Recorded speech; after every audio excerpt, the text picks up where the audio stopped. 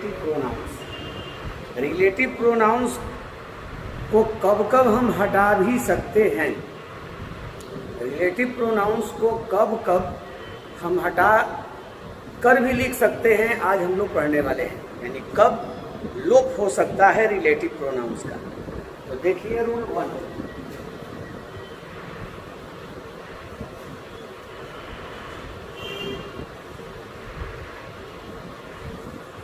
Objective case के relative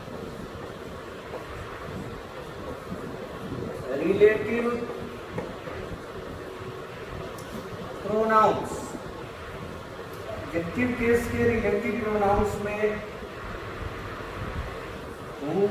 whom है, which है, that। ऑब्जेक्टिव केस के रिलेटिव प्रोनाउंस, ऑब्जेक्टिव केस के रिलेटिव प्रोनाउंस में whom, which, that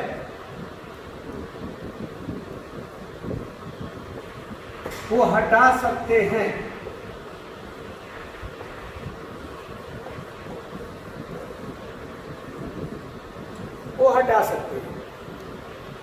तो ये ध्यान देंगे कि ऑब्जेक्टिव केस का अगर रिलेटिव प्रोनाउंस है और ऑब्जेक्टिव केस में whom, which और that, तो इसका ओमिशन किया जा सकता है। लेकिन इसके लिए ओमिशन करने से पहले कुछ बातों को ध्यान में रखना होगा, नहीं तो little learning is a dangerous thing हो जाएगा, नीम हकीम खतरे जान हो जाएगा। तो किन बातों को हमें ध्यान में रखना है? तो पहला बात ध्यान में रखना है कि डिफाइनिंग यूज, डिफाइनिंग यूज हम तभी हटा सकते हैं जब इनका प्रयोग डिफाइनिंग यूज में हुआ हो। डिफाइनिंग यूज में हुआ रहेगा तो हम इनको हटा के भी लिख सकते हैं। देखिए एग्जाम्पल, आप यदि हम कहते हैं she is the girl whom we admire, वह वही लड़की है जिसकी हम लोग प्रशंसा करते हैं। पहला तो ये देखिए कि ये जो whom जो है वो ऑब्जेक्टिव केस में है और डिफाइनिंग यूज में है, कॉमा नहीं है। डिफाइनिंग यूज में रहेगा तो इस whom को हटा के भी हम लिख सकते हैं, यानी हम ये भी इसके बदले में लिख लेंगे कि she is the girl we admire. She is the girl we admire, वह वही लड़की है जिसकी हम लोग प्रशंसा करते हैं। अब यहाँ से ये whom का ओमिशन हो गया, लोप हो गया। तो जब आप देखें कि whom, which और that ऑब्जेक्टिव केस में हो, ऑब्जेक्टिव केस में है, हम लोग प्रशंसा करते हैं लड़की की, तो इस ऑब्जेक्ट के लिए आया है। ऑब्जेक्टिव केस में जब रहते हैं तो उस स्थिति में हम इस whom को हटाएंगे। और ये भी ध्यान रखना है कि डिफाइनिंग यूज, डिफाइनिंग यूज समझ रहे होंगे, रिस्ट्रिक्टिव और डिफाइनिंग यूज, और एक होता है कंटिन्यूएटिव और नॉन डिफाइनिंग यूज। तो ये तभी हम इसको हटाएंगे जब भी डिफाइनिंग यूज हो, कॉमा न रहे। एक और एग्जांपल आप देखिए, यदि हम कहते हैं कि this is the car which I want to buy,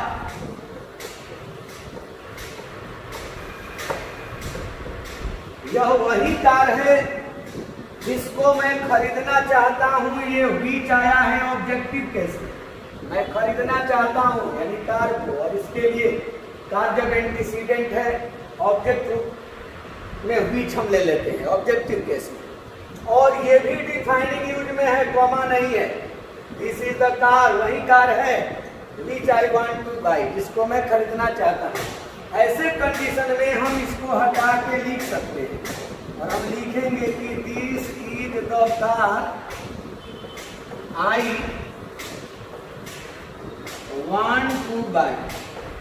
आप समझ गए होंगे कि whom, which और that को हटा के भी आप लिख सकते हैं, लेकिन शर्त क्या हो कि इनका प्रयोग डिफाइनिंग यूज में हुआ हो और ऑब्जेक्टिव केस में हुआ, तभी हम हटा सकते हैं।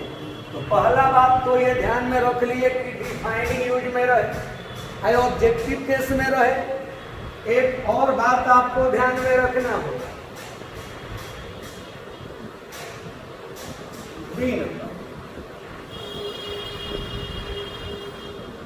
नॉन डिफाइनिंग यूज में रिलेटिव प्रोनाउंस को नहीं हटाते।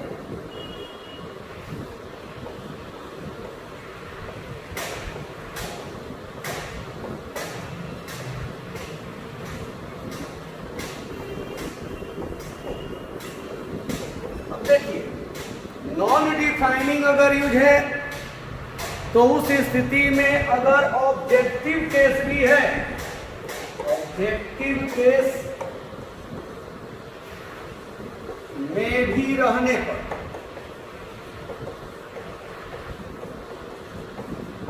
ऑब्जेक्टिव केस में भी अगर है तो उस whom, which और that को नहीं, ऐसे that का प्रयोग तो नॉन डिफाइनिंग में होता ही नहीं, आप पढ़े होंगे।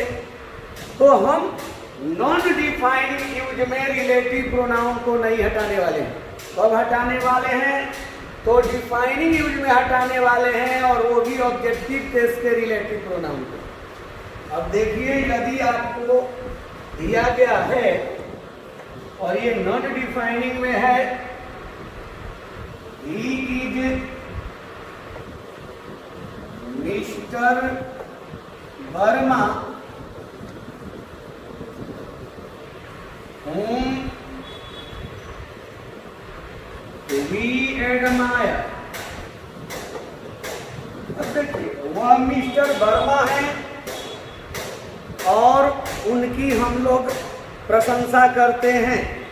यहाँ whom ऑब्जेक्टिव केस में है, लेकिन नॉन डिफाइनिंग यूज में है। ये देखिए, कॉमा है, और नॉन डिफाइनिंग यूज में है तो हम इस whom को नहीं हटाएंगे।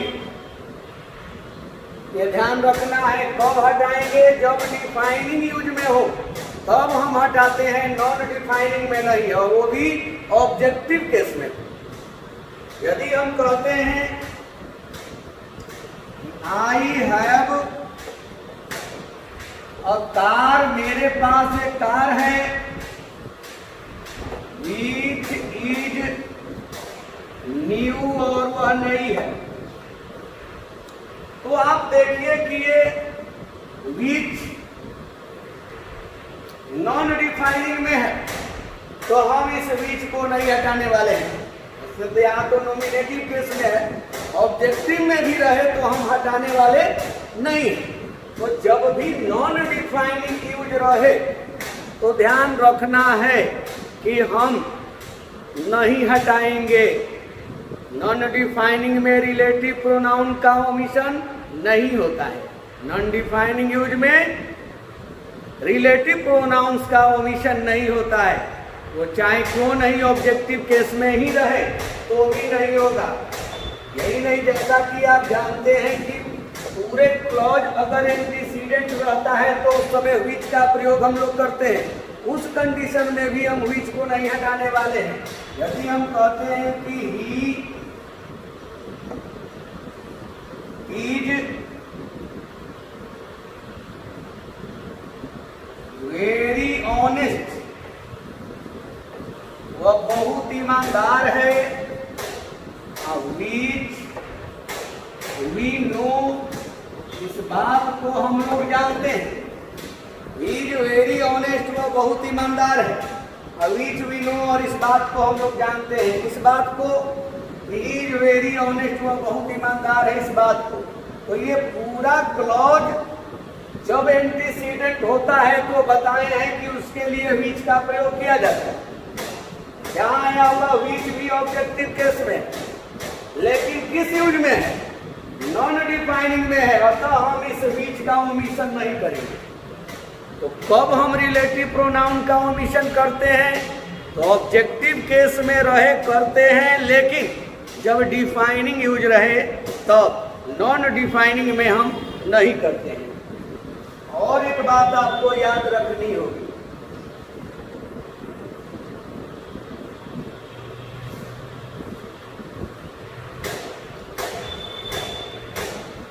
रिलेटिव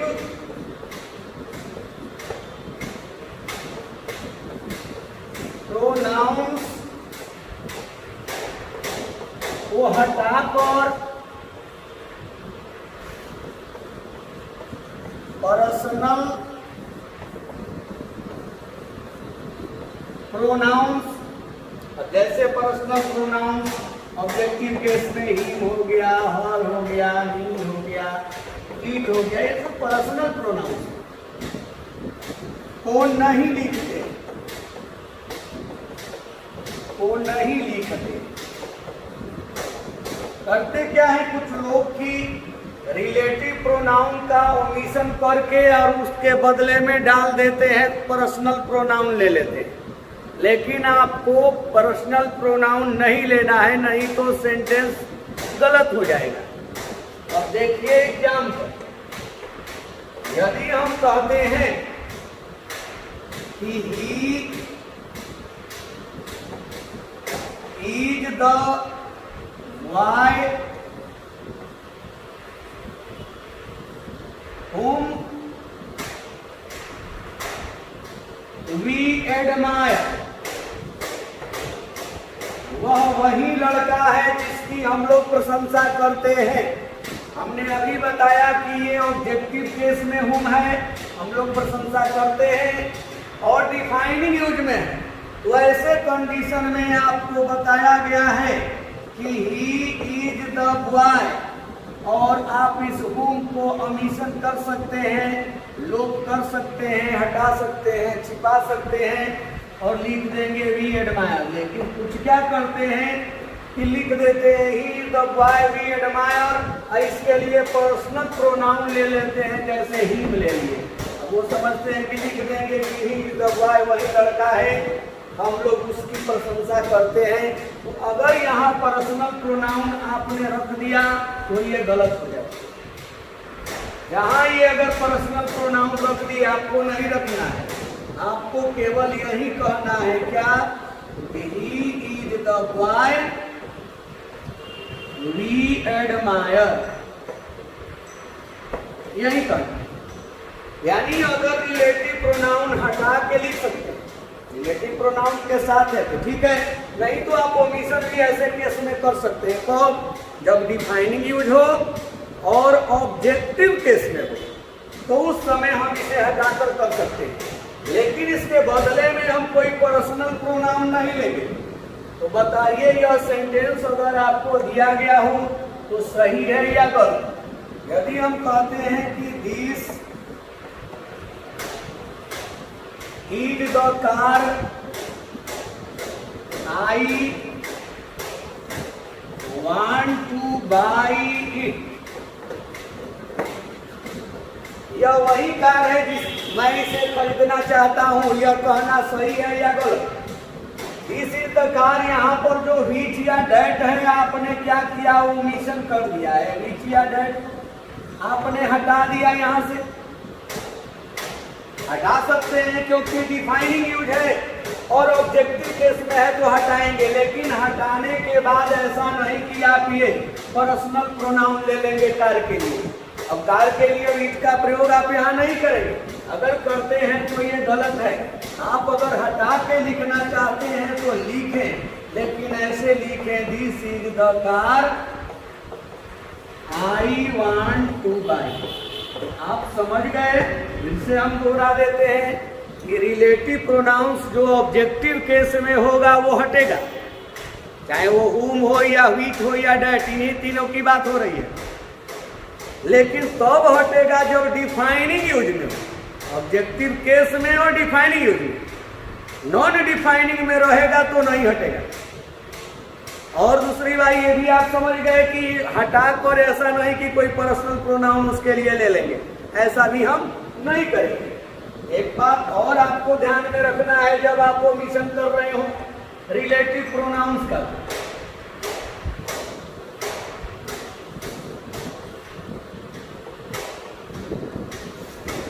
अब यह बात आपको ध्यान में रखनी है, प्रीपोजिशन प्लस रिलेटिव प्रोनाउन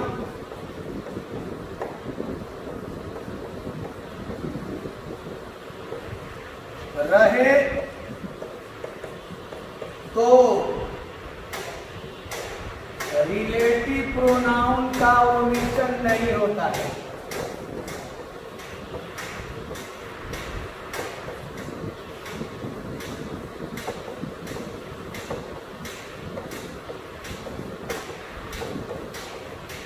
ये भी बात आपको ध्यान में रखना है कि वो फिर प्रीपोजिशन के बाद आने वाला ऑब्जेक्टिव केस ही होता है, ऑब्जेक्टिव केस का ही रिलेटिव प्रोनाउन होगा, लेकिन हम प्रीपोजिशन के बाद आने वाले रिलेटिव प्रोनाउन का ओमिशन नहीं करेंगे, नहीं हटा सकते।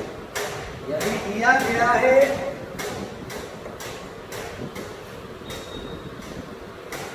इस is the village in which I live, यह वही गांव है जिसमें मैं रहता हूं। आप देख रहे हैं कि ये इन प्रीपोजिशन है और ये विच रिलेटिव प्रोनाउन है और डिफाइनिंग यूज में, और अगर आप कर देते हैं omission, this is the village in I live, preposition के रहने पर अगर रिलेटिव प्रोनाउन हटा दिए तो गलत, ये गलत हो जाएगा। यानी प्रीपोजिशन प्लस रिलेटिव प्रोनाउन रहे तो उस रिलेटिव प्रोनाउन का ओमिशन नहीं किया जाता है। तो क्यों नहीं, डिफाइनिंग यूज में हो, ऑब्जेक्टिव केस में हो, हम नहीं उसे हटाएंगे। हाँ, ये भले हम कह सकते हैं कि दिस इज द विलेज, यह वही गांव है, आई लिव इन, प्रीपोजिशन को इधर कर देना, प्रीपोजिशन को बाद में अगर लेकर चले जाए तो आप ओमिशन कर सकते हैं, लेकिन प्रीपोजिशन अगर यहाँ रहे तो आप रिलेटिव प्रोनाउन का ओमिशन नहीं कर सकते हैं, लोप नहीं कर सकते हैं, नहीं हटा सकते हैं। बाद में प्रीपोजिशन चला गया, देखिए यहाँ इन हमने लिख दिया तो यहाँ से आप विच हटा के भी लिख सकते हैं, लेकिन जब प्रीपोजिशन यहाँ प्रीपोजिशन प्लस रिलेटिव प्रोनाउन है तो उस कंडीशन में आप रिलेटिव प्रोनाउन का ओमिशन नहीं कर सकते। तो ये आपको ध्यान में रखना है। और एग्जाम्पल देख लीजिए, यदि लिया गया है कि he is the man about whom I was talking,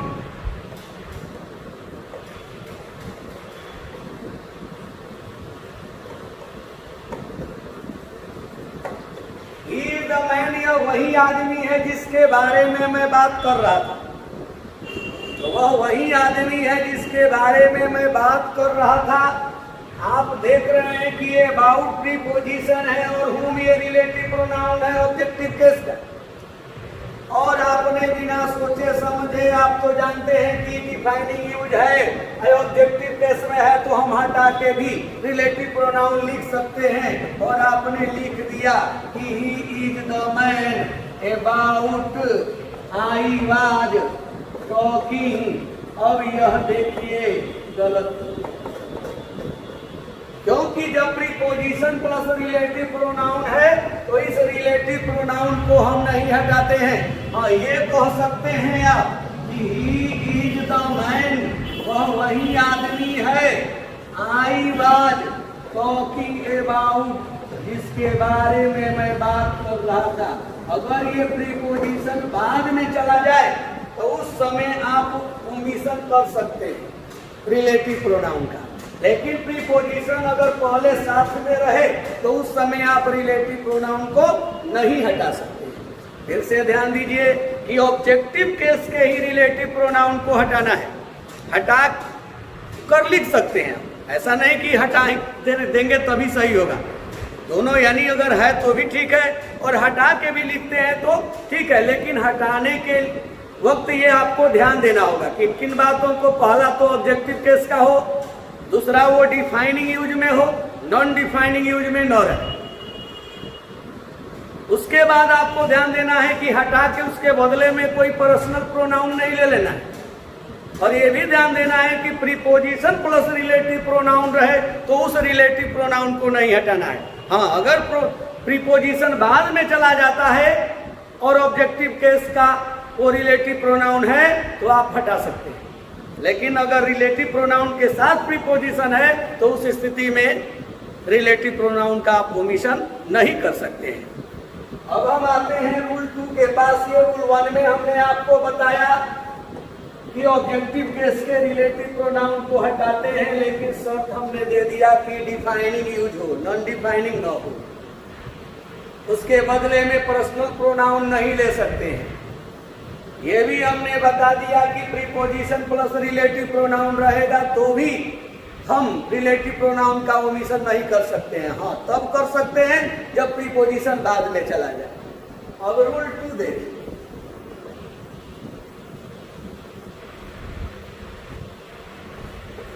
defining use में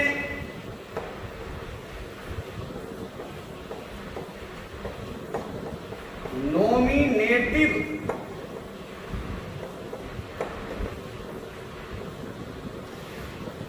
केस के रिलेटिव प्रोनाउंस को प्रायः नहीं हटाया जाता है।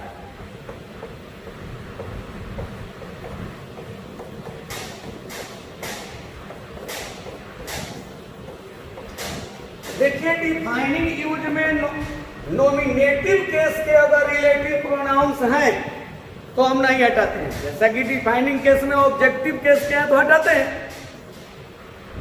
और नॉन डिफाइनिंग में तो हटाते ही नहीं है, चाहे वो नॉमिनेटिव हो या ऑब्जेक्टिव केस में हो।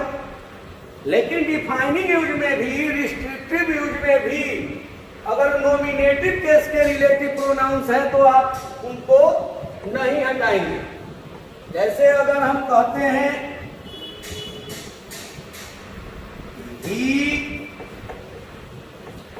he is the boy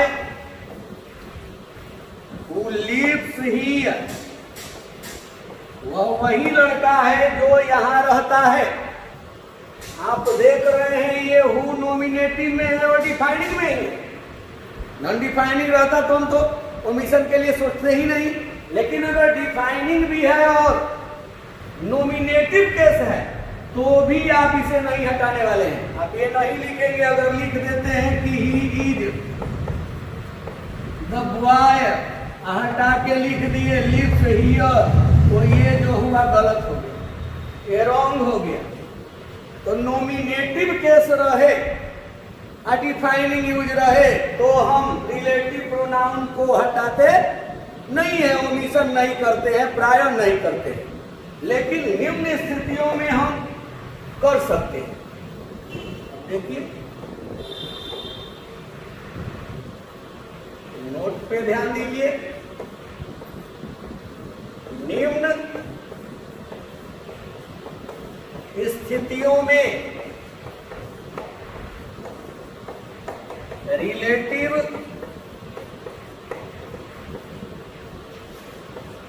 pronounce जो नॉमिनेटिव केस में होते हैं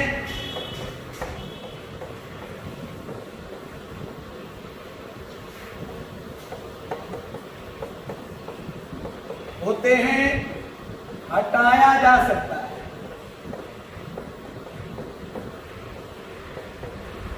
मैंने तो कहा कि डिफाइनिंग यूज में आज नॉमिनेटिव केस के रिलेटिव प्रोनाउंस है तो हम नहीं हटाते हैं, प्राय जनरली हम नहीं हटाते हैं। लेकिन कुछ स्थितियां ऐसी हैं जहां आप नॉमिनेटिव केस के भी प्रोनाउन जो रिलेटिव प्रोनाउंस हैं उनको हटा सकते हैं। तो कब कब? तो इसके लिए आपको पहला बात ध्यान में रखना है,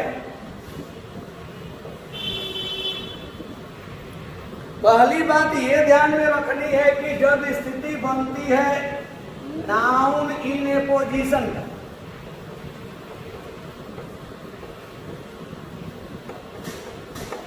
नाउन इन ए पोजीशन, तो जब नाउन इन ए पोजीशन की स्थिति बनती हो तो आप नाउन इन ए पोजीशन करके रिलेटिव प्रोनाउन को छिपा सकते हैं। यदि हम कहते हैं He is मिस्टर वर्मा,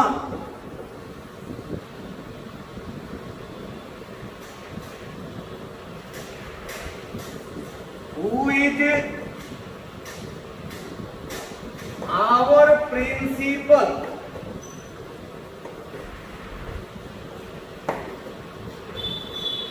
अब देखिए he is Mr Verma, who is our principal, वह मिस्टर वर्मा हैं और हम लोगों के प्रिंसिपल हैं, प्रधानाध्यापक हैं। ऐसे कंडीशन में आप देख रहे हैं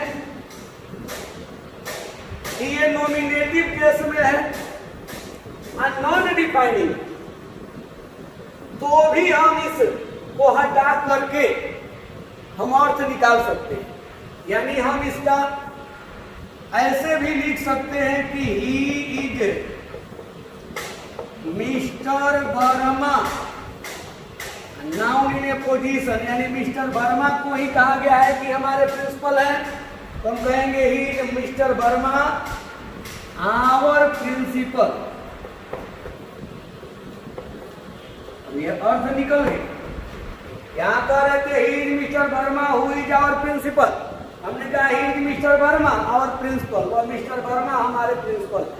यानी यहाँ पर देखिए ये रिलेटिव प्रोनाउन को भी हटाए और इस बी क्रिया को भी, इतना हम हटा करके और नाउन इन ए पोजीशन का हमने प्रयोग कर लिया, तो हो गया he is Mr Verma our principal. और एक देख लीजिए, एक जब ध्यान दीजिए अगर हमें प्रेसी भी करना होता है संक्षेपण तो भी इसकी जरूरत पड़ती है, हमने छोटा कर दिया। अब हम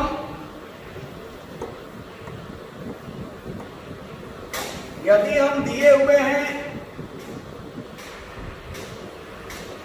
अखिलेश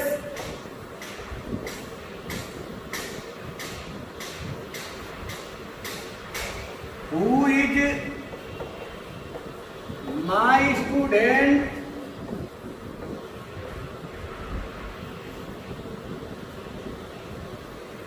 comes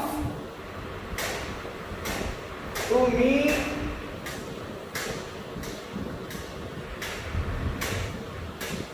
daily। अखिलेश और वो मेरा विद्यार्थी है और रोज मेरे पास आता है। अब देखिए ये अखिलेश को ही कहा गया है माई स्टूडेंट, और मेरे पास डेली आता है यानी अखिलेश, तो यहाँ नाउन इन ए पोजीशन की स्थिति बन रही है। हम ऐसे कह सकते हैं कि अखिलेश कॉमा माई स्टूडेंट, मेरा विद्यार्थी, कॉमा, अब देखिए अखिलेश को ही माई स्टूडेंट, ये नाउन इन ए पोजीशन हो गया। अब लिख देंगे कम्स टू मी डेली, और ये शॉर्ट भी हो गया और नाउन इन ए पोजीशन जैसे ही किए अब ये हु इज क्या हुआ, लोप हो गया, ओमिशन हो गया। हमने कह दिया Akhilesh my student comes to me daily, Akhilesh मेरा विद्यार्थी मेरे पास हो जाता है। तो ये हमने जो किया नाउन इन ए पोजीशन का प्रयोग करके नॉमिनेटिव केस के भी रिलेटिव प्रोनाउन को हम हटा सकते हैं, ओमिशन कर सकते हैं। लेकिन तब जब नाउन इन ए पोजीशन की स्थिति बनती हो तब, ये नहीं कि नाउन इन ए पोजीशन की स्थिति अगर नहीं बनती है तो आप नहीं हटा सकते हैं, क्योंकि नॉमिनेटिव केस के रिलेटिव प्रोनाउन को हटाया प्राय नहीं जाता है। लेकिन जहां पर ये लगे कि नहीं नाउन इन ए पोजीशन है, हम नाउन इन ए पोजीशन बना सकते हैं, तो उस स्थिति में आप इस रिलेटिव प्रोनाउन और इस बी क्रिया को आप हटा सकते हैं और उसके बदले में आप ये नाउन इन ए पोजीशन कर दिए। और भी आपको बात ध्यान रखनी है कि और भी हम कब नॉमिनेटिव केस के रिलेटिव प्रोनाउन को हटा सकते हैं। अब बी नंबर ध्यान में रखिए,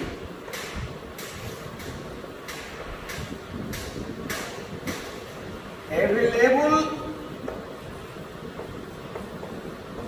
या पॉसिबल रहने पर, अब देखिए अवेलेबल या पॉसिबल रहने पर भी रिलेटिव प्रोनाउन प्लस बी क्रिया को हम ओमिशन कर सकते हैं, हटा सकते हैं नॉमिनेटिव केस की स्थिति में। अब देखिए यदि हम कहते हैं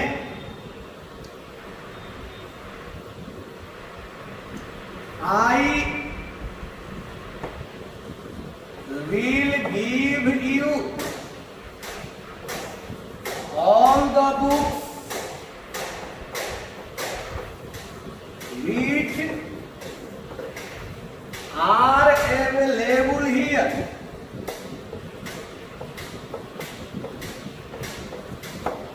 मैं तुम्हें वो सारी किताबें दे दूंगा जो यहाँ उपलब्ध हैं। अब देखिए कि I will give you all the books, मैं अवश्य उन सभी किताबों को तुम्हें दे दूंगा। Which are जो किताबें हैं अवेलेबल हियर, यहाँ पर उपलब्ध। अब जब अवेलेबल रहता है तो ऐसे कंडीशन में आप देखिए ये नॉमिनेटिव केस का which है ना। अब इस which are को हटा के भी आप लिख सकते हैं और आप ये लिख देते हैं तो भी सही है, ये तो सही है ही।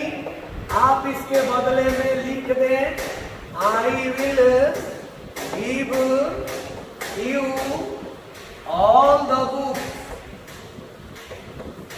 available here, यहाँ उपलब्ध सभी किताबों को मैं तुम्हें दे दूंगा।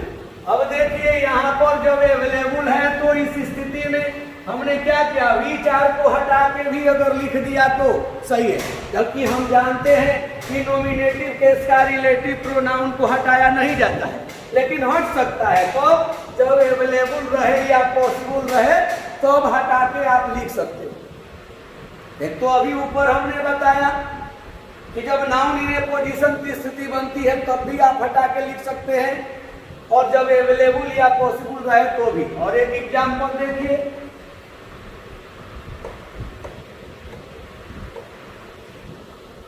यदि हम कहते हैं Monday is the only day which is possible, यानी सोमवार ही वो केवल दिन है जो संभव है, केवल सोमवार को ही संभव है। तो सोमवार को ही संभव है, यानी Monday is the only day, Monday ही केवल वो दिन है। और थोड़ा सा ध्यान दीजिए, आपको बताया गया है कि जब द ओनली लगा हुआ हो तो उस स्थिति में व्हिच का प्रयोग न करके दैट का प्रयोग करें बेहतर हो। ये सही है, व्हिच नहीं होता। आपको बताया है दैट के प्रयोग में कि जब द ओनली प्लस अगर एंटीसीडेंट है तो द ओनली रहने पर दैट का ही प्रयोग किया जाता है, अतः व्हिच कहना गलत है, वो भी कॉमन एरर हो जाता है। तो Monday is the only day, यानी सोमवार ही वो दिन है, दैट इज पॉसिबल जो संभव है। अब यहाँ जब पॉसिबल वर्ड देख रहे हैं तो आप इसको इस दैट इज का ओमिशन करके भी लिख सकते हैं, जबकि हम तो जानते हैं कि नॉमिनेटिव केस के रिलेटिव प्रोनाउन का ओमिशन नहीं होता है, लेकिन पॉसिबल के चलते हम कर सकते हैं और हम लिख सकते हैं कि Monday is the only day possible. Total relative pronouns को आपको ध्यान में रखना है। ये नहीं कि कहीं डैट कहीं विच नहीं डाल देना है। देखिए जैसा कि मैंने विच डाला था, ध्यान गया नहीं, विच नहीं होगा। क्यों नहीं होगा? क्योंकि हम जानते हैं, ठीक है कि वस्तु के लिए विच होता है, लेकिन ये भी बताया गया है कि द ओनली, जैसे कि एग्जाम्पल दिए होंगे पीछे वीडियो में, कि this is the only medicine that can save your life. यही केवल वो दवा है जो आपकी जिंदगी को बचा सकती है। मैंने बताया है कि द ओनली जब हो जाता है तो उस स्थिति में केवल दैट को ही रिलेटिव प्रोनाउन के रूप में लिया जाता है। और ये भी हमने बताया कि नॉमिनेटिव केस का रिलेटिव प्रोनाउन प्राय हटता नहीं है, लेकिन या तो नाउन इन ए पोजीशन की स्थिति में हट सकता है, और नहीं तो अवेलेबल या पॉसिबल अगर रहे तो उस स्थिति में आप हटाकर लिख सकते हैं। एक बात और आपको ध्यान में रखनी होगी इसी नंबर पर,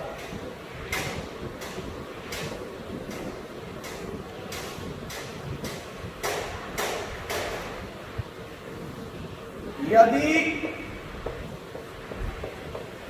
एक ही एंटीसीडेंट के लिए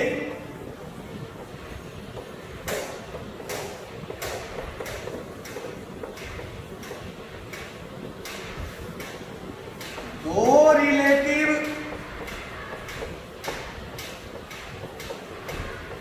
प्रोनाउंस दिए गए हों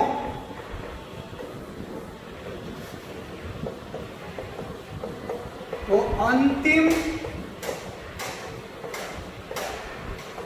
रिलेटिव प्रोनाउन को हटा सकते हैं।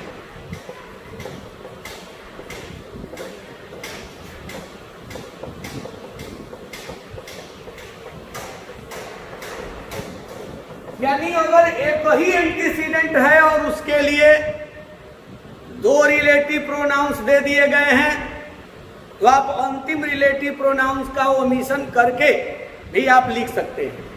यदि हम कहते हैं आई हैव इनवाइटेड मिस्टर गुप्ता, मैंने मिस्टर गुप्ता को आमंत्रित किया है, who is a good doctor, वो एक अच्छे डॉक्टर हैं, and who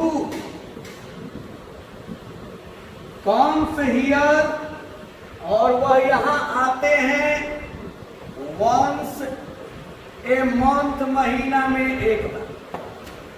मैंने मिस्टर गुप्ता को आमंत्रित किया है जो एक अच्छे डॉक्टर हैं और जो यहाँ महीना में एक बार आते हैं। कौन? तो मिस्टर गुप्ता। ऐसे कंडीशन में आप देख रहे हैं कि मिस्टर गुप्ता के लिए ही यहाँ पर हु आया है और मिस्टर गुप्ता के लिए यहाँ भी हु आया।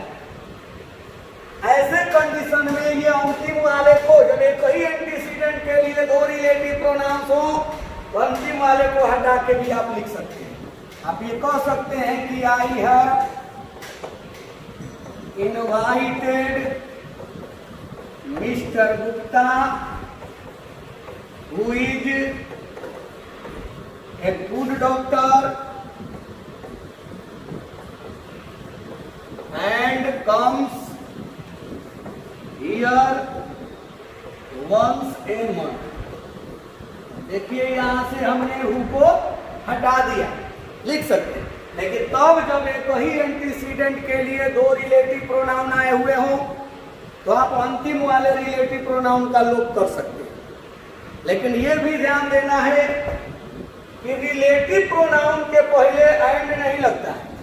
अब यहाँ तो चूंकि दो है इसलिए जोड़ने के लिए, लेकिन एक रिलेटिव है तो उस स्थिति में एंड अगर कोई लिख दिया है तो गलत है। यदि हम कहते हैं I met Mrs Verma, and who was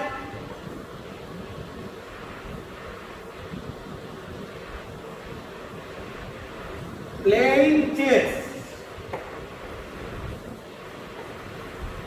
देखिए, मैं मिसेज वर्मा से, श्रीमती वर्मा से मिला और वो चेस खेल रही थी।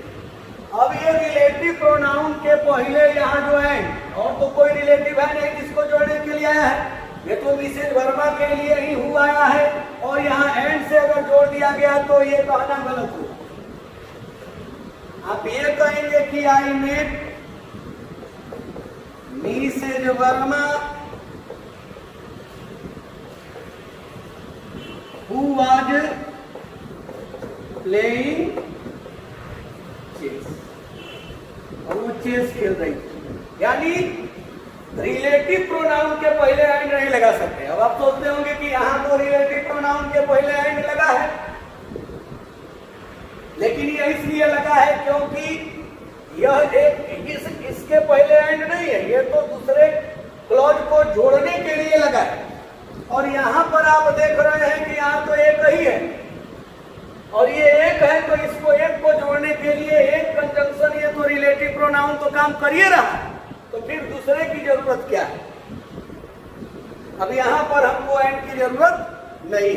अब एक और स्थिति है जिसमें हम रिलेटिव प्रोनाउन को हटा सकते हैं अगर वो नॉमिनेटिव केस में है तो। अब देखिए ये 3 नंबर पर आप देखिए पार्टिसिपल का प्रयोग करके, पार्टिसिपल का प्रयोग करके, पार्टिसिपल का प्रयोग करके आप हटा सकते हैं। यदि हम कहते हैं कि I know the girl who is dancing with you, मैं उस लड़की को जानता हूं जो तुम्हारे साथ नृत्य कर रही है। हम तो देख रहे हैं हु नॉमिनेटिव केस में है और इसे प्रायः हटाया नहीं जाता, लेकिन आप अगर ये लिखते यहाँ पार्टिसिपल रूप में तो अर्थ निकल सकता है, और वो हो सकता है इसके बदले में आप कह सकते हैं कि आई नो द गर्ल, और यहाँ हमने ले लिया present participle form dancing with you. यानी यहाँ से हम रिलेटिव प्रोनाउन और भी क्रिया को हमने ओमिशन कर दिया, लोप करा दिया, हटा दिया, छिपा दिया, और अर्थ निकलेगा कि मैं तुम्हारे साथ नाचने वाली लड़की को जानता हूँ। यहाँ है कि मैं उस लड़की को जानता हूँ जो तुम्हारे साथ नाच रही है, और अब हो गया कि मैं तुम्हारे साथ नाचने वाली लड़की को जानता हूँ। तो इन स्थितियों में हमने कहा कि नॉमिनेटिव केस के भी रिलेटिव प्रोनाउन का लोप कर सकते हैं, लेकिन जनरली नॉमिनेटिव केस के रिलेटिव प्रोनाउन का लोप नहीं होता है, ओमिशन नहीं होता है। Thank you.